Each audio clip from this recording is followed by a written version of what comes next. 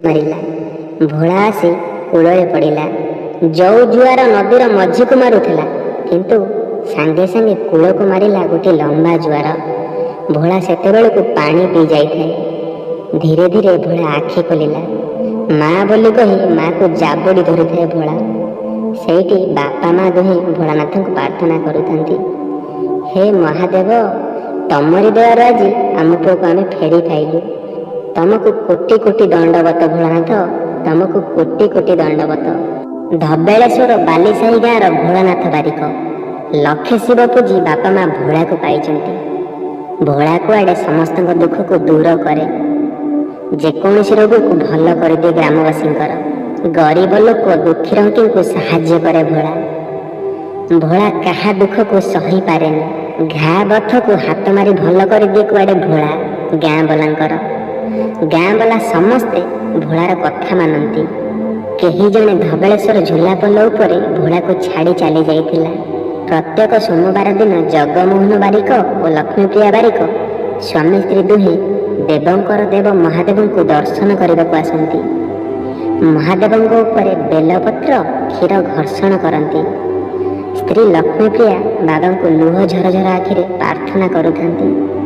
ହେ ଅନାଥର ନାଥ ଭୋଳାନାଥ, ଆମେ ସ୍ୱାମୀ ସ୍ତ୍ରୀ ପ୍ରତି ସୋମବାର ଦିନ ତମ ପାଖକୁ ଆସୁଛୁ।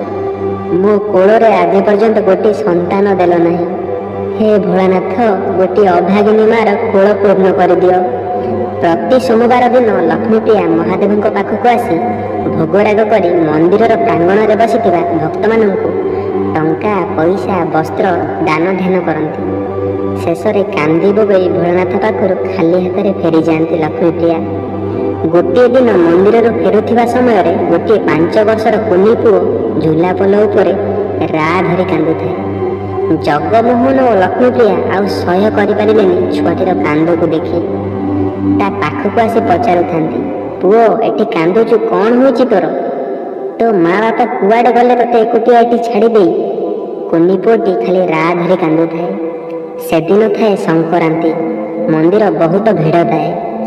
ଜଗମୋହନ ଓ ଲକ୍ଷ୍ମୀପ୍ରିୟା ସନ୍ଧ୍ୟା ପର୍ଯ୍ୟନ୍ତ ଜଗି କରି ବସିଥାନ୍ତି ସେ କୁନି ପୁଅ ପାଖରେ। କିନ୍ତୁ ସେ ପର୍ଯ୍ୟନ୍ତ କେହି ବି ଆସିଲେନି ସେ ପୁଅକୁ ନେବା ପାଇଁ। କିଏ ବା କ'ଣ ପାଇଁ ପୁଅକୁ ନେବା ପାଇଁ ଆସିବ? ବାସ୍ତବରେ ଏ ଛୁଆ ତ ଭୋଳାନାଥଙ୍କ ବରଦାନ, ଏକଥା କେହି ବି ଜାଣିନାହାନ୍ତି। ଜଗମୋହନ ଓ ଲକ୍ଷ୍ମୀପ୍ରିୟା ସ୍ୱାମୀ ସ୍ତ୍ରୀ ଦୁହେଁ ବହୁତ ଖୁସି ଥାନ୍ତି କୁନି ପୁଅକୁ ପାଇ। ବାପା ମା ଶ୍ରଦ୍ଧାରେ ପୁଅର ନାଁ ଭୋଳାନାଥ ରଖିଲେ।